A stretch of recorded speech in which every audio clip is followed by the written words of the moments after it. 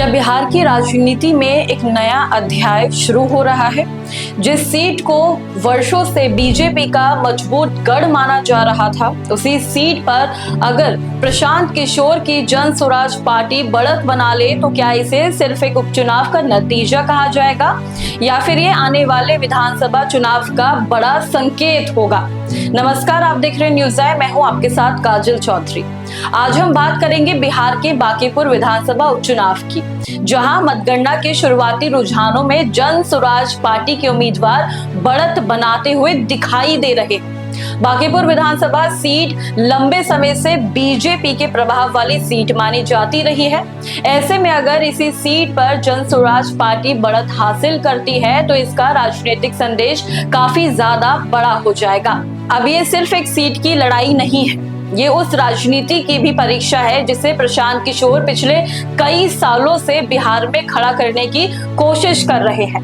प्रशांत किशोर लगातार कहते रहे हैं कि बिहार की राजनीति को जाति और पारंपरिक समीकरणों से बाहर निकालकर विकास, शिक्षा और रोजगार के मुद्दों पर लेकर आना है। अब सवाल ये है कि क्या जनता उनकी बात सुन रही है? अगर शुरुआती रुझान नतीजों में बदलते हैं तो ये जन स्वराज पार्टी के लिए अब तक की सबसे बड़ी राजनीतिक सफलता मानी जाएगी, क्योंकि बांकीपुर सिर्फ एक विधानसभा सीट नहीं है बल्कि वो बीजेपी के मजबूत इलाकों में गिनी जाती रही है। अब ऐसे में वहां बढ़त मिलना कई राजनीतिक संदेश देता है। पहला, क्या बिहार में अब तीसरे विकल्प की राजनीति मजबूत हो रही है?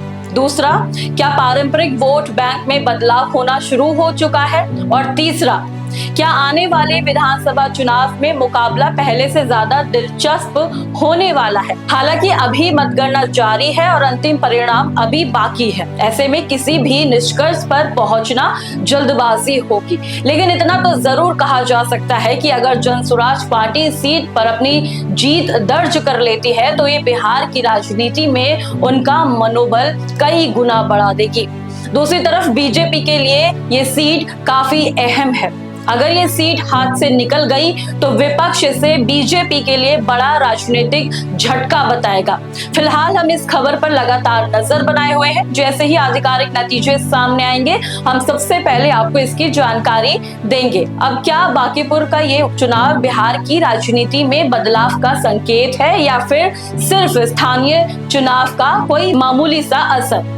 अब वहीं बीजेपी का कहना है कि अंतिम नतीजे आने का इंतजार करना चाहिए। अब पूरे बिहार की नजर इस सीट पर टिकी हुई है। क्या प्रशांत किशोर अपनी राजनीति की पहली बड़ी चुनावी जीत दर्ज करने वाले हैं या फिर बीजेपी आखिरी दौर में वापसी कर लेगी? इसका जवाब अभी कुछ ही घंटों में सामने आ जाएगा। बाकी अपनी राय हमें कमेंट सेक्शन में जरूर दीजिएगा। धन्यवाद।